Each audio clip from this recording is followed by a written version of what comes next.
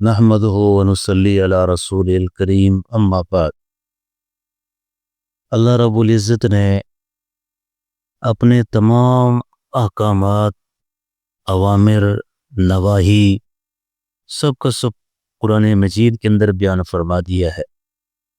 پورے دین کا خلاصہ بھی اللہ پاک نے ذکر فرما دیا ہے، اور اس کے موٹے موٹے عنوان 5 ہیں۔ یعنی اگر کوئی آدمی یہ سمجھنا چاہے کہ دین اسلام کیا ہے، شریعت مطہرہ کس چیز کا نام ہے، تو یہ 5 عنوان ہیں۔ تو ان 5 عنوان کا نام ہی دین، شریعت، اسلام ہے۔ ان میں سے کیا ہے؟ عقائد، کہ اللہ تعالیٰ جو چاہتے ہیں کہ بندے کا عقیدہ کیا ہو، قرآن اور حدیث سے جو نچوڑ ہے ان کو کہتے ہیں عقائد۔ یعنی دین نام ہے عقائد کا۔ نمبر 2، دین نام ہے عبادات کا۔ جیسے ہم نے ابھی نماز پڑھی، پھر رمضان المبارک حضرت، زکوٰۃ ادا کرنا، حج عمرہ کرنا، ان کا نام ہے عبادات۔ تو نمبر 1 پر عقائد، نمبر 2 پر عبادات، اور نمبر 3 پر ہیں معاملات۔ یہ بھی گویا کہ اللہ تعالیٰ نے قرآن مجید، فرقان حمید میں اور حدیث کے اندر حضور نبی کریم صلی اللہ علیہ وسلم کی زبانی مکمل بیان فرما دی ہے۔ معاملات کیا ہیں؟ لین دین کیسے کرنا ہے، نکاح شادی کیسے کرنی ہے، بیوع بیچنا دینا کیسے کرنا ہے، یہ سارے کے سارے جو انسانوں کے آپس کے لین دین کے طریقے ہیں، جن کو کہتے ہیں معاملات۔ تو دین کے شعبے بڑے بڑے 3 ہو گئے: عقائد، عبادات، معاملات۔ اور نمبر 4 پر دین نے ہمیں سکھایا معاشرت۔ معاشرت کسے کہتے ہیں؟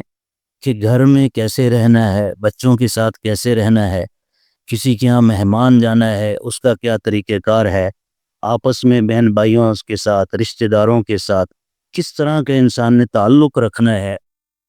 کسی محفل میں گئے، کسی مجلس میں گئے، بڑا آیا تو اس کا کیسے اکرام کرنا ہے، چھوٹا آیا تو اس کے ساتھ کیا معاملہ کرنا ہے، ان چیزوں کا نام ہے معاشرت۔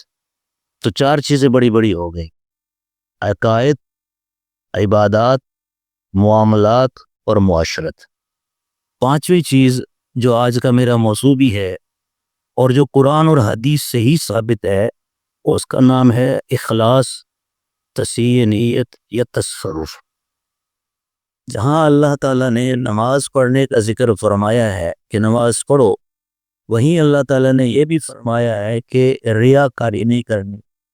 جہاں اللہ تعالیٰ نے فرمایا ہے کہ سچ بولو، وہیں اللہ نے فرمایا جھوٹ نہیں بولنا۔ تو یہ تو اخلاص، تصوف کا نام فضائل اس کو کہہ سکتے ہیں، نام آپ کوئی بھی رکھ لیں۔ یہ 5واں حصہ جو دین کا ہے، یہ بڑا اہم ہے۔ تزکیہ بھی اس کو کہتے ہیں، اور یہ بھی قرآن اور حدیث سے ثابت ہے۔ تو دین ان 5 چیزوں کا نام ہے: عقائد ٹھیک ہوں، اعمال ٹھیک ہوں، معاملات ٹھیک ہوں، معاشرت ٹھیک ہو، اور پھر اس سب کے اندر نیت ٹھیک۔ یہ باقی 5 میں نے بتایا، اس کو آپ نیت بھی کہہ سکتے ہیں، نیت کہہ لیں، اخلاص کہہ لیں، تصوف کہہ لیں، یا فضائل کہہ لیں، تزکیہ کہہ لیں، سارے الفاظ ہی آتے ہیں۔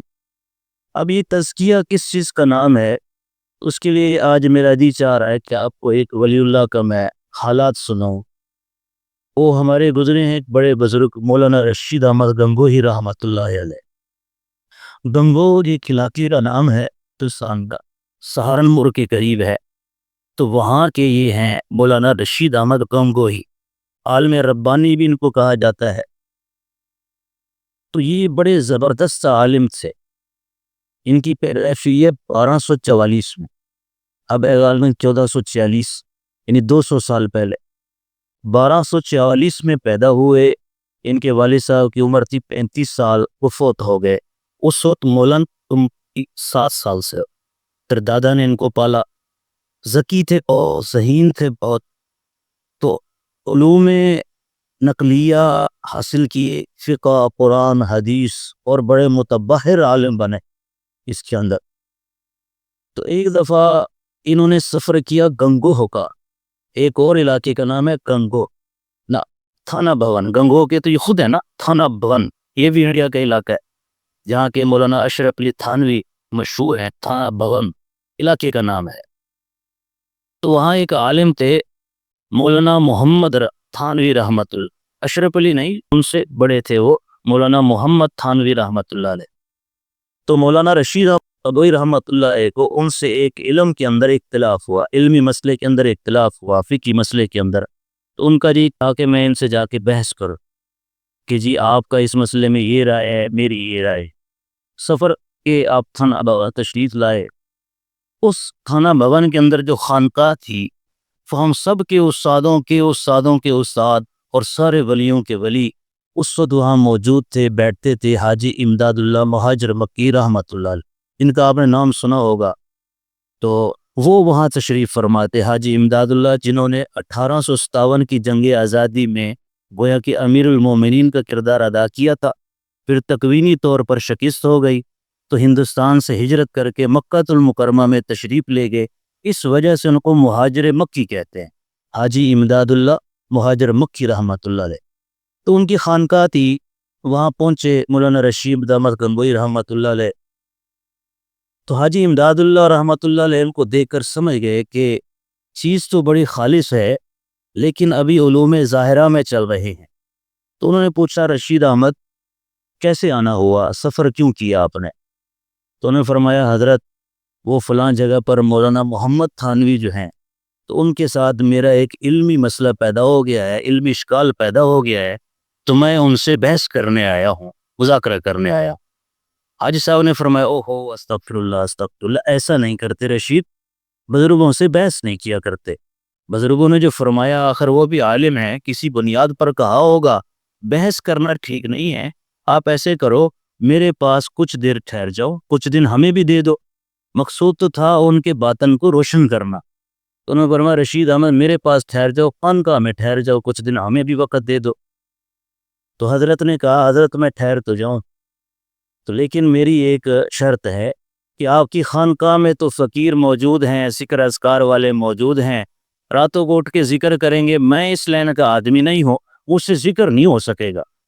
حضرت نے فرمایا ٹھیک ہے، ہم نے کب کہا آپ کو کہ آپ بیٹھے اس لیے ہمارے پاس ٹھہریں کہ آپ ذکر اذکار کریں، ہم آپ کو تصوف سکھاتے، یہ تو ہم نے نہیں کہا آپ کو، ہم نے تو اتنا کہا کہ ہمارے پاس رہو بس۔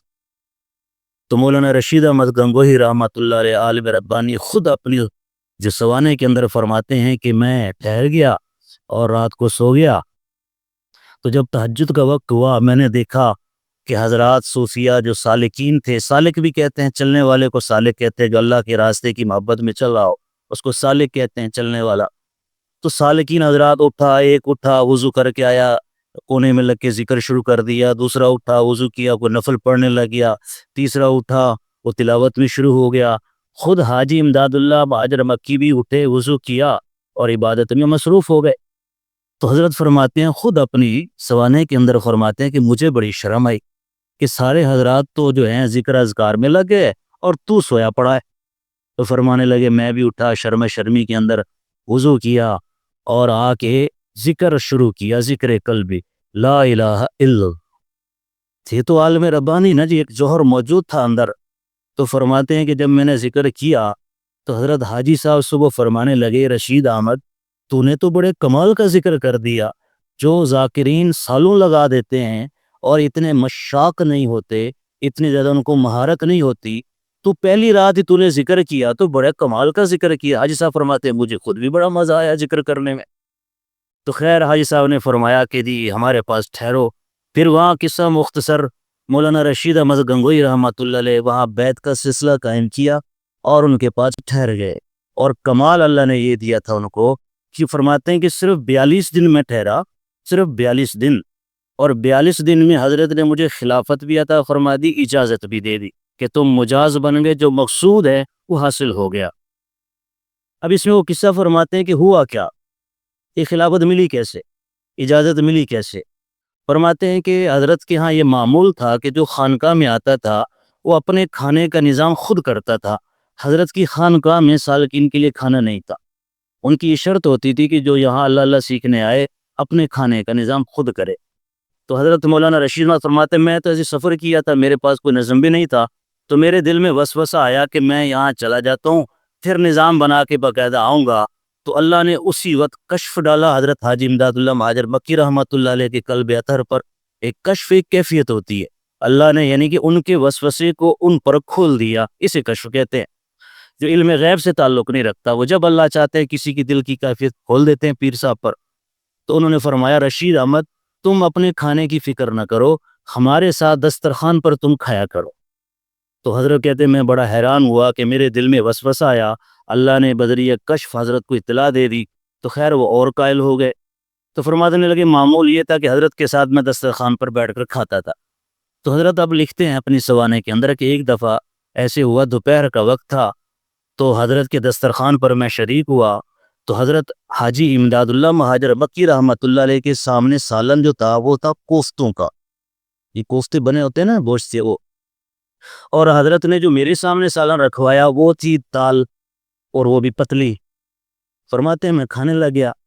اب اتنے میں حافظ ضامن شہید رحمۃ اللہ علیہ تشریف لائے، یہ بھی بہت اونچے درجے کے ولی اللہ گزرے ہیں، اور یہ حاجی امداد اللہ مہاجر مکی رحمۃ اللہ علیہ کے ہم عصر ہیں اور پیر بھائی ہیں، یعنی مرید نہیں تھے، وہ پیر بھائی تھے۔ وہ تشریف لائے اور یہ جنگ آزادی کے اندر 1857 کی جنگ آزادی میں شہید ہو گئے تھے۔ حافظ، اس میں کہا جاتا حافظ ضامن شہید رحمۃ اللہ علیہ۔ وہ آئے تو انہوں نے کہا حاجی صاحب یہ کیا بات ہے، آپ نے اتنے بڑے عالم کو، متبحر عالم ہے، ان کے نام کا ڈنکا بجتا ہے، آپ نے دسترخوان پر ان کے سامنے دال رکھی ہوئی ہے اور خود کوفتے کھا رہے ہیں۔ وہ تو ظاہر دوست تھے، بے تکلفی میں کہہ دیا انہوں نے، یہ کیا حضرت جی؟ تو فرمانے لگے مولانا رشید احمد گنگوئی رحمۃ اللہ علیہ کہ حاجی امداد اللہ نے ان کو کہا کہ یہ شکر منائے کہ میں نے ان کو اپنے ساتھ دسترخوان پر بٹھا لیا، ورنہ میرا تو جی چاہتا تھا کہ ان کو روٹی کا ایک ٹکڑا دوں اور ان کو کہوں جاؤ چونوں چماڑوں کے ساتھ بیٹھ کر کھاؤ، تمہاری یہ اوقات نہیں ہے کہ میرے ساتھ دسترخوان پر کھاؤ۔ مولانا رشید احمد گنگوئی رحمۃ اللہ لکھتے ہیں کہ حضرت میرے چہرے کی طرف بھی دیکھ رہے تھے کہ میرے ان الفاظ سے اس پر کیا اثر ہوتا ہے۔ تو حضرت چونکہ اس وقت ذکر اذکار شروع کر چکے تھے تو فرمانے لگے کہ میرے دل میں بھی یہی خیال تھا کہ ہاں حضرت کی مہربانی ہے کہ مجھے اپنے ساتھ دسترخوان پر بٹھا لیا، ورنہ میری اوقات تو یہ ہے کہ میں چڑوں کے ساتھ بیٹھ کر کھاتا، انانیت پیدا نہیں ہوئی اندر۔ تو میرے چہرے کی طرف دیکھتے رہے کہ کوئی ملال نہیں ہوا، پھر ان کو گلے سے لگایا، انہوں نے کہا، اور حضرت مولانا رشید احمد گنگوئی لکھتے ہیں کہ میرا انہوں نے پورے 42 دن کے اندر صرف یہ ایک امتحان لیا کہ دیکھتا ہوں اس کے دل کی کیفیت کہاں پہنچی ہے۔ اور تصوف کی آخر یہی ہے کہ دل کے اندر سے میں نکل جائے، اور یہ بہت دیر سے اور بہت مشکل سے نکلتی ہے۔ بندے کے دل سے حب جاہ حب مال نکل جاتا ہے، دنیا کی محبت نکل جاتی ہے، ذکر اذکار میں چل پڑتا ہے، عبادات میں چل پڑتا ہے، لیکن یہ جو حب جاہ ہے نا، چاہ اسے کہتے ہیں میں، ہم جیسا ہوتا تو کہتا بھائی توہین کر دی ہماری۔ انہوں نے فرمایا میرے دل پر کوئی خطرہ نہیں گزرا کہ حضرت درست فرما رہے ہیں۔ تو اس بات پر کہ رشید احمد جو صفت بہت سارے لوگوں کو کئی سالوں کے بعد ملتی ہے، اللہ نے تجھے ایسا جوہر خالص بنایا ہے کہ تیرے دل کی صفائی ہو گئی، الحمدللہ تیرے اندر سے کبر نکل چکا، اس پر انہوں نے ان کو خلافت دی۔ تو مولانا رشید احمد گنگوئی رحمۃ اللہ علیہ بہت اونچے درجے کے ولی اللہ گزرے ہیں۔ پھر جب انہوں نے خود اپنا کام شروع کیا خانقاہ کا، تو وہاں کے بھی میں آپ کو 2 یا 3 واقعہ سناتا ہوں تاکہ پتہ چلے تزکیہ ہے کیا چیز۔ تو فرمانے لگے ایک دفعہ اپنے مریدین کے ساتھ حضرت اپنی خانقاہ میں، مولانا رشید احمد گنگوئی رحمۃ اللہ علیہ خانقاہ میں تھے، نماز کا وقت ہوا تو جیسی مصلی پر تشریف لے جانے لگے، دیکھا کہ دور سے ان کے استاد تشریف لا رہے تھے، مولانا یعقوب نانوتوی رحمۃ اللہ، یہ ان کے استاد ہے، بہت اونچے درجے کے وہ بھی گزرے۔ یہ کچھ لوگ گزرے ایسے جن کی برکات سے اللہ نے پورے عالم کے اندر دین کو کھلا دیا۔ یہ وقت نہیں ہے ورنہ وہ بھی میں آپ کو عرض کرتا۔ خیر جب استاد کو آتے دیکھا تو مولانا رشید احمد گنگوئی رحمۃ اللہ علیہ مصلی سے پیچھے ہٹ گئے۔ اب آپ ذرا تصور کریں کہ مریدین بھی کھڑے ہیں اور سارے مانتے ہیں کہ ہمارے پیر صاحب ہیں، خانقاہی نظام ہوتا ہے، ایک بڑی جہاں بن جاتی ہے، پگڑی شگڑی اور یہ وہ، تو حضرت مصلی سے پیچھے ہٹ گئے۔ انہوں نے فرمایا استاد تشریف لا رہے ہیں، استاد ہی نماز پڑھائیں گے۔ تو انہوں نے کہا حضرت استاد آپ تشریف لائے ہیں، نماز کا وقت ہے، آپ مصلی پر تشریف لے آئے۔ تو مولانا یعقوب نانوتوی رحمۃ اللہ علیہ آگے بڑھنے کے لیے آ گئے۔ اب اللہ کی شان باوضو ہوں گے نا، ظاہرہ سفر سے آ رہے تھے، اس زمانے میں کھڑاؤں لوگ زیادہ پہنتے تھے، لکڑی کی جوتیاں۔ تو فرمانے لگے کہ میں نے دیکھا کہ استاد کے پاؤں پر مٹی لگی ہوئی ہے، یہ کون فرما رہے ہیں؟ مولانا رشید احمد گنگوئی رحمۃ اللہ علیہ۔ تو فرمانے لگے الحمدللہ اللہ کا احسان ہے، میرے دل میں ذرا بھی خیال نہیں آیا کہ میں اپنے مریدین کے سامنے کھڑا ہوں اور اللہ نے مجھے اتنا فضل دی ہے۔ فرمایا میں نے رومال اتارا اور سب کے سامنے اپنے استاد کے پاؤں کی مٹی کو صاف کرنے لگ گیا، اور حضرت بھی کھڑے ہو گئے، اور جب اچھی طرح پاس ہو گئے میں نے کہا حضرت آگے بڑھے اور نماز پڑھائیں۔ یہ ہے فنائیت، یہ ہے تواضع، اور یہ ہے انکساری، اور یہ مطلوب ہے دین کے اندر۔ اسی طرح فرمانے لگے، ایک آدمی آیا ان کے پاس مرید ہونے، تو فرمانے لگا حضرت میں آپ سے مرید ہونا چاہتا ہوں۔ تو حضرت نے ایک جملہ فرمایا، توبہ والا مرید ہونا چاہتے ہو یا فقر والا مرید ہونا چاہتے ہو؟ فقر ایک ولایت کے اندر ایک مقام ہے، اور اس کا مطلب یہ ہمارے والے فقیر نہیں جو ملنگ پھرتے ہیں، ان کا دین سے کوئی تعلق نہیں ہوتا۔ یہاں مراد فقر سے یہ ہے کہ میں اللہ کا فقیر ہوں، اللہ کی ذات کی تلاش میں، اللہ کی محبت چاہتا ہوں، اللہ کی محبت ڈھونڈ رہا، یہ ہوتا ہے فقر۔ تو فرمانے لگے کہ بھائی یہ توبہ کے لیے آئے ہو یا فقر کے لیے آئے ہو؟ وہ مرید کہنے لگا حضرت میں تو فقر چاہتا ہوں۔ اب حضرت کی تواضع دیکھو، وہ فرمانے لگے فقر فقیر تو ہم نہیں بن سکے آج تک، حضرت تمہیں کیسے بنائے؟ ہم تو توبہ کرواتے ہیں، اگر توبہ کرنی ہے تو آ جاؤ۔ تو وہ آدمی سمجھ نہ سکا بات کو اور چلا گیا کہ نہیں جی، وہ تو پہلے سے گویا کہ اونچا مقام طے کر کے آیا ہوا کہ میں نے تو یہ سیکھنا ہے۔ حضرت نے بلا اختیار فرما دیا کہ بھائی ہم تو توبہ کرواتے ہیں، بس توبہ کرنی ہے تو آ جاؤ، فقر وغیرہ تو ہمیں خود نہیں پتا۔ اب کون آج کا ایسا پیر ہے جس کے پاس بندہ جائے کہ مجھے فلاں چیز چاہیے، وہ کہے گا ہاں مرید ہو ابھی مجوا دیتے؟ تو یہ عاجزی ان کی ساری مطلوب اور مقصود ہے۔ اسی طرح ایک دفعہ ان کے بڑے عزیز دوست تھے، مولانا رشید احمد گنگوئی رحمۃ اللہ علیہ کے پیر بھائی بھی تھے۔ فرمانے لگے رشید احمد کبھی کبھی یار اپنے مریدین پر توجہ تو ڈال دیا کرو۔ تو کبھی توجہ سے کیا ہوتا ہے، توجہ کائے کو ڈال دیں؟ انہوں نے کہا جی چلو، ایک بندے کو اطمینان ہوتا ہے اور ایک حال ہوتا ہے۔ انہوں نے کہا نہیں بھائی نہیں، ہمیں کیا پتہ توجہ کیا ہوتی ہے۔ چھپاتے تھے اپنے آپ کو بہت زیادہ۔ تو ایک دفعہ ایسا ہوا، اس بات کے بعد ایک جلسے میں تشریف لے گئے، جلسہ تھا، علماء بھی تھے، صلحاء بھی تھے، عوام بھی تھی، مریدین بھی تھے۔ تو جیسے ہی حضرت تشریف لے گئے اسٹیج پر اور مائک کے سامنے بیٹھے، تو وہ ساتھی کہتے ہیں کہ اچانک دیکھا کہ لوگوں کے اندر ایک عجیب دلکشی اور حال چڑھ گیا، اللہ کی طرف رجوع بڑھ گیا، رونا دھونا شروع ہو گیا۔ تو اتنی بات ختم ہو گئی، حضرت تشریف لے واپس، تو انہوں نے کہا حضرت آپ کی بڑی مہربانی۔ انہوں نے کہا جی مہربانی کس بات کی؟ انہوں نے کہا نہیں آپ نے توجہ ڈالی۔ انہوں نے کہا ہمیں کہ یہ بھی میں نے تو کوئی توجہ نہیں ڈالی، وہی آج سے ان کی سارے میں نے تو کوئی توجہ نہیں ڈالی۔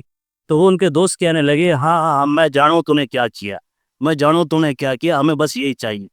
اس سے کیا ہوتا ہے، بسا اوقات انسان کی طبیعت بے اختیار رونے پر آتی ہے، یہ اللہ کی طرف سے اطمینان قلب ہوتا ہے، جس کا ثبوت قرآن مجید کے اندر ہے کہ ابراہیم علیہ السلام نے پوچھا نا، وَإِذْ قَالَ إِبْرَاهِيمُ رَبِّ أَرِنِي كَيْفَ تُحْيِي الْمَوْتَى قَالَ أَوَلَمْ تُؤْمِنْ قَالَ بَلَىٰ وَلَٰكِن لِيَطْمَئِنَّ قَلْبِي، کہ اللہ مجھے دکھا تو زندہ کیسے کرتا ہے۔ اب نبی ہے، وقت کا جد الانبیاء ہے، لیکن کس لیے مانگ رہے ہیں؟ اطمینان قلب کے لیے۔ تو یہ جو حال وغیرہ ہوتے ہیں نا، اس سے اطمینان قلب ہوتا ہے، بس اصل مقصود شریعت مطہرہ ہے۔ خیر یہ میں نے آپ کو دو ایک قصے سنا دیے، اب ایک آخری قصہ ان کا کہ ان کے پاس ایک دفعہ مولانا انور شاہ کشمیری رحمۃ اللہ علیہ، بہت بڑے محدث، کہ پچھلے 1000 سال میں ایسا محدث نہیں گزرا۔ محدث اسے کہتے جو حدیث بیان کرتا ہو، اسے کہتے محدث۔ اتنا اللہ نے با کمال حافظ دیا تھا ان کو، کئی لاکھ حدیثیں ان کو زبانی یاد تھی۔ ان کا ایک مقولہ ہے، اور بہت بڑے متبحر عالم دارالعلوم دیوبند کے، بہت ان کا ڈنکا، آپ نے بھی نام سنا ہوگا، انور شاہ کشمیری رحمۃ اللہ علیہ۔ بہاولپور کی عدالت کے اندر وہ پیش ہوئے تھے، ان کی پیشی کی وجہ سے قادیانیوں کو کافر قرار دیا گیا تھا، یہ بھی ان کی کرامت تھی۔ تو خیر وہ فرماتے ہیں کہ کبھی میں کوئی آواز سن لیتا ہوں نا، استرارن کا مطلب ہماری توجہ نہیں ہے، گزرتے ہوئے بس جملے کان میں پڑ گئے، جیسے ہمارے کان میں بازار کی باتیں پڑتی ہیں۔ تو فرماتے ہیں جو استرارن باتیں ہوتی تھی تو وہ مجھے 25 سال نہیں بھولتی تھی، تو جو توجہ سے دیکھتے ہوں گے وہ تو کبھی بھی نہیں بھولتی۔ اتنے بڑے عالم، سارے علماء ان کے مرید، وہ حاضر ہوئے مولانا رشید احمد گنگوئی رحمۃ اللہ علیہ کے دربار میں۔ انہوں نے کہا حضرت میں آپ کی خدمت میں آیا ہوں، ایک ہی درخواست لے کر آیا ہوں۔ کیا بھائی پوچھ، کیا پوچھتے؟ انہوں نے کہا حضرت نماز سکھلا دے، نماز کیسے پڑھتے ہیں؟ یعنی وقت کا اتنا بڑا محدث ہے حافظ الحدیث ہے، علماء کی لائن ہے جو ان کے شاگرد ہیں، پوری دنیا میں ان کا ڈنکا بج رہا ہے، حرمین شریفین بھی ان کے نام کی شہرت ہے، اور وہ آ کے کیا سوال کرتے ہیں، حضرت نماز نہیں آتی، نماز تو سکھا دیں۔ تو آگے بھی تو رشید احمد بیٹھے تھے نا، فرمایا تو نے تو سب کچھ ہی مانگ لیا، نماز ہی سیکھ لی، پیچھے رہا کیا؟ تو دین کا کل خلاصہ جو عقائد کے بعد ہے وہ نماز ہے، اور یہ نماز ایسی ہے کہ صحابہ کرام سے بھی روایت ملتی ہے، بعض صحابہ فرماتے ہیں ہمیں تو نماز پڑھنا بڑھاپے میں آیا کہ نماز پڑھنی کیسے ہے۔ حضرت حذیفۃ الیمان رضی اللہ تعالیٰ عنہ فرماتے ہیں 50 سال سے زیادہ ان کی عمر ہو گئی تھی، وہ فرماتے ہیں تو مجھے تو اب جا کے پتہ چلا کہ نماز ہے کیا، نماز پڑھنی کیا ہے۔ تو حدیث میں آتا ہے نا کہ نمازی ٹھونکے مار کے بس چلے جاتے ہیں، تو میرا حال تو یہی ہے، آپ کا تو اللہ جانتا ہے کہ بس آیا 2 ٹھونکے ماری اور چلے گئے۔ تو نماز دین کا خلاصہ، دین کا نچوڑ اور مطلوب اصلی ہے، اور اس پر گویا کہ محنت کرنے کی ضرورت ہے۔ اسی کے بارے میں تو نبی علیہ السلام نے فرمایا نا کہ الصلاۃ معراج المومن، کہ نماز مومن کی معراج ہے۔ اب اس میں کوئی تعویل نہیں، کوئی ادھر ادھر کے ترجمے نہیں، صاف ستھرا نبی علیہ السلام نے فرمایا کہ نماز مومن کی معراج ہے۔ جس طرح حضور نبی کریم صلی اللہ علیہ وسلم کو اللہ تعالیٰ نے پورے جسم اطہر کے ساتھ سارے عالم کی سیر کروائی، ساتوں زمین آسمان کا مطلب یہ ہے نا کہ کل عالم کی اللہ تعالیٰ نے سیر کروائی، اپنے دربار میں بلوایا، یہ معراج حضور علیہ الصلوۃ والسلام کی جو جسمانی تھی، تو حضور خود فرما رہے ہیں کہ مومن کی روحانی معراج نماز ہے، اس میں کوئی دو رائے نہیں کہ یہ کیا ہے۔ تو گویا کہ حدیث میں یہ بھی آتا ہے کہ جب آدمی نماز پڑھتا ہے تو گویا کہ وہ اللہ کے قدموں میں سر رکھتا ہے۔ ایک بزرگ سے مولانا فضل الرحمان گنج مراد آبادی رحمۃ اللہ علیہ، یہ شاہ عبد الغنی رحمۃ اللہ علیہ کے مجاز تھے حضرت، تو وہ فرماتے ہیں کہ میں تو نماز پڑھتا ہوں تو مجھے ایسے لگتا ہے جیسے اللہ نے مجھے پیار کر لیا۔ وہ حضرات پہنچے ہیں ایسی جگہوں پر، صحابہ کے واقعات نہیں آپ نے سنے کہ تیر لگا ہے پنڈلی کے اندر، طبیب نکالتے لگتے ہیں، درد سے چیخے مارتے ہیں کہ نہیں نکال سکتے، تو خود وہ کہتے ہیں اچھا میں نماز کی رکعت باندھوں گا 2 رکعت کی، تو پھر تم تیر نکال دینا۔ اب نماز کی رکعت باندھی ہے، طبیبوں نے تیر نکالا، بعد میں پوچھتے ہاں بھائی تم نے اپنا کام کر لیا، یعنی یہ بھی پتہ نہیں چلا کہ تیر نکل چکا ہے۔ تو یہ وہ نماز ہے، سارے انبیاء نے اس نماز کے ذریعے اللہ سے سب کچھ منوایا ہے۔ حضرت صالح علیہ السلام کے بارے میں آتا ہے جب قوم نے کہا نا کہ تجھے ہم نبی تب مانیں گے اس پہاڑ سے اونٹنی نکال کر دکھا، تو صالح علیہ السلام کا واقعہ لکھا ہے کہ 2 رکعت نماز نفل کی نیت باندھی، ادھر نماز پوری ہوئی، ادھر سے اونٹنی پیدا ہو گئی۔ یہ نماز کی طاقت ہے جو آج ہم بول گئے۔ حضور علیہ الصلوۃ والسلام کے بارے میں بھی آتا ہے نا کہ جب موسم بگڑتا تھا، بارشیں طوفان آتا تھا، تو نبی علیہ الصلوۃ والسلام باوجود کہ اللہ نے آپ سے وعدہ کیا تھا کہ آپ کے ہوتے ہوئے میں اس امت کو عذاب نہیں دوں گا، لیکن نبی کی معرفت جو اللہ کی معرفت آپ علیہ السلام کو حاصل تھی وہ کل کائنات میں کسی کو نہیں تھی۔ ان کو معلوم تھا کہ اللہ نے فرما تو دیا ہے، لیکن اللہ اپنے ارادے کے خود خلاف کرنا چاہے، اللہ کو روک کون سکتا ہے؟ وہ قادر مطلق ہے۔ مجھے کہا ہے اللہ نے کہ میں نہیں دوں گا، لیکن اللہ ارادہ بدلنے پر قادر مطلق ہے، تو کہیں عذاب تو نہیں آ گیا؟ فوراً نماز میں کھڑے ہو جاتے 2 رکعت۔ تو 2 رکعت ایک صحابیوں کے بارے میں آپ نے نہیں سنا کہ لشکر گیا ہے دریائے نیل پر، تو باقی صحابہ نے کہا یہ حضرت اب تو دریا پار کیسے کرے، نہ کشتی نہ پول نہ کل لینا لینا، کہا یہ کون سی بات ہے، مصلی بچھایا 2 رکعت نماز پڑھی، فرمایا چلو گھوڑے دوڑاؤ۔ تاریخ میں لکھا ہوا نا کہ کسی صحابی کے گھوڑے کا سم پانی سے تر نہیں ہوا۔ اللہ نے دیکھو نا موسیٰ علیہ السلام کے لیے سمندر کو پھاڑا، لیکن اللہ نے اپنے حبیب کے صحابہ کے لیے نہ سمندر پھاڑا، اسی کے اوپر گویا کہ شیشہ بنا دیا، صحابہ بے تکان گزرتے گئے بس۔ تو یہ نماز وہ طاقت ہے، اور اسی نماز کی بنانے کی محنت کرتے کرتے کرتے دنیا سے چلے جائیں، انشاءاللہ کامیابی اور کامرانی حاصل ہوتی ہے۔ ایک آخری بات، مولانا رشید احمد گنگوئی رحمۃ اللہ علیہ فرماتے ہیں کہ جب حاجی امداد اللہ مہاجر مکی رحمۃ اللہ علیہ نے مجھے اجازت دی، مجھے خلافت دی اور مجھے مجاز بنایا، مجاز کا معنی اجازت دیا ہوا، تو جب مجھے اجازت دی کہ جاؤ لوگوں کو اصلاح کرو، سکھاؤ ان کو دین، تو فرمانے لگے کہ حاجی صاحب نے مجھے کہا کہ میرے پاس جو کچھ جتنے بھی سلسلوں سے جو کچھ میرے اندر تھا میں نے تمہیں منتقل کر دیا۔ اب حضرت اپنی سوانے میں لکھتے ہیں کہ میں نے کہا حضرت مجھے تو کچھ بھی محسوس نہیں ہوا، مجھے تو کچھ پتہ ہی نہیں چلا بھی کیا ہوا ہے، لیکن فرماتے ہیں ٹھیک 15 سال کے بعد مجھے پتہ چلا کہ حاجی صاحب نے مجھے کیا دیا۔ اس کی مثال بالکل ایسی ہے کہ جیسے درخت کا ایک بیج ایک ذمہ دار اگاتا ہے اور بچے کو کہے بیٹا میں نے تیرے لیے آم کا 40 فٹ درخت تجھے دے دیا، بچے کی سمجھ میں تو نہیں آئے گا کہ ابا کیا کہہ رہے ہیں، وہ تو تب جب بیج پھوٹے گا، بڑھے گا اور پورا تناور بنے گا تو اس کو پتہ چلے گا کہ ابا نے کیا کہا تھا۔ تو یہ تصوف کی لائن بھی ایسی ہے، ہم یہ سمجھتے ہیں کہ 2 دن ذکر کر لیں تو بس آسمان کے دروازے کھلنا، نہیں، یہ ایک محنت ہے، اس محنت کے اندر کھپیں لگائیں۔ وہ جو میں نے آپ کو عرض کیا تھا نا کہ دین کے 5 شعبے ہیں، سب سے جس کو میں نے آخر میں عرض کیا ہے، سب سے اہم شعبہ ہی یہ ہے۔ اگر یہ شعبہ آپ زندہ کر لیں، تصوف والا، تزکیے والا، اخلاص نیت والا، تصحیح نیت والا، کہ یا اللہ سب کچھ میں تیرے لیے کر رہا ہوں، تو باقی سارے عقائد بھی درست، اعمال بھی درست، معاملات بھی درست اور معاشرت بھی درست۔ لیکن اب وہ جو نماز معراج والی ہے کیسے حاصل ہو؟ دل کے اندر تو زنگ لگا ہوا ہے، دل کے اندر تو پردے پڑے ہوئے ہیں، اور وہ لطافت والا کام ہے۔ یہ جو ہم کہتے ہیں نا لطیفے ہیں، لطیفہ قلب، لطیفہ روح، لطیفہ خفی، لطیفہ سر، خفی اخفا نفس، اور لطیفہ قلبیہ۔ لطیف کا معنی باریک چیز۔ حضرات صوفیہ فرماتے ہیں کہ اللہ کے عرش کے ارد گرد ان لطیفوں کا مرکز ہے، تو ان وہاں سے جب آدمی کا بندے کا رابطہ جڑتا ہے تو پھر اللہ کی طرف سے فیض آتا ہے۔ تو یہ ذکر کو اپنا حرز جان بنائیں، یہ دین کا حصہ ہے اور اصل الاصول ہے کہ دل ہمارا اگر 1 روپیہ صدقہ بھی ہم دیں، اب ہمارا دل یہ گواہی دے کہ ہم نے اللہ کی رضا کے لیے دیا ہے، اس کے اندر ریاکاری کا شائبہ تک نہ ہو، ورنہ حدیث میں آتا ہے نا جس کے دل کے اندر رائی کے برابر بھی تکبر ہوگا، ریاکاری ہوگی، وہ جنت کی خوشبو بھی نہیں سونگھ سکے، جنت کی خوشبو بھی اس کو نہیں آئے گی۔ اور میں اپنے پیر صاحب کو سن رہا تھا، انہوں نے ایک عجیب نکتہ بیان کیا کہ ایک ہے ذکر باللسان، ہم جو زبان سے ذکر کرتے ہیں، اس کی بھی اہمیت ہے۔ فرشتے اس کو لکھ دیتے ہیں کہ فلاں وقت اس نے 100 دفعہ استغفار پڑھی، فلاں وقت اس نے 100 دفعہ کلمے کا ورد کیا، فلاں وقت اس نے 100 دفعہ درود شریف پڑھا۔ یہ بھی آسن، خوبصورت، اچھی بات ہے۔ لیکن ایک ہے ذکر قلبی، جس کا قرآن مجید میں بھی ذکر ہے کہ اللہ کا نام اپنے دل میں لے، فی انفسکم، اپنے دلوں سے اللہ کو یاد کرو۔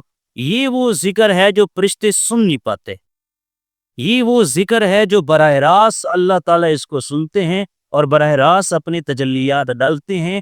یہ وہ ذکر ہے جس کو فرشتے جب سنتے نہیں ہیں تو لکھ بھی نہیں سکتے، پھر اس کا اجر اللہ پاک کیسے دیں گے؟ تو فرشتوں کو ایک بات اللہ لکھواتے ہیں، فرشتے جو آدمی ذکر قلبی کرتا ہے نا، تو فرشتے اس وقت لکھتے ہیں کہ اس آدمی کے بدن سے خوشبو آ رہی ہے۔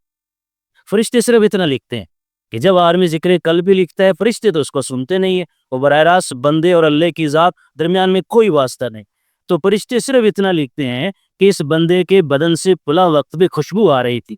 تو کل قیامت کو جب یہ کھلے گا، فرشتے اللہ کے سامنے یہ رجسٹر پیش کریں گے کہ یا اللہ تیرا غلام بندہ تھا فلاں وقت، یہ کر تو کچھ نہیں رہا تھا لیکن اس سے خوشبو آ رہی تھی، تو اللہ تعالیٰ مسکرائیں گے اور کہیں گے میں جانو اور میرا بندہ جانے، تم سیٹ پر کھو جاؤ۔ تو یہ ہے ذکر قلبی، اس میں ترقی زیادہ ہوتی ہے، ترقی بہت تیز ہوتی ہے۔ تو زبان سے بھی پڑھنا ہی ہے، کیونکہ زبان اذا تقرر فی القلب، جب زبان سے ذکر ہوتا ہے دل میں بھی چیز قرار پکڑتی ہے۔ لیکن آپ اپنے دل کے ذکر پر توجہ دیں اور بھرپور توجہ دیں۔ یقین کریں بسا اوقات تو آدمی جب ذکر کرتے ہی ایسے محسوس ہے کہ یکدم روح نکلتی ہے باہر۔ تو حضرات سے پوچھا جائے بھی یہ کیا ہے، وہ فرماتے ہیں اس کا یہ محل ہی نہیں، اصل میں یہ یہاں تو قید ہے در حقیقت، تو یہ پنجرہ توڑ کے جب نکلتی ہے تو جھٹکا تو لگنا ہے، تو پنجرہ توڑ کے جدھر جانے کی کوشش کرتی ہے، اصل تو وہ ہے۔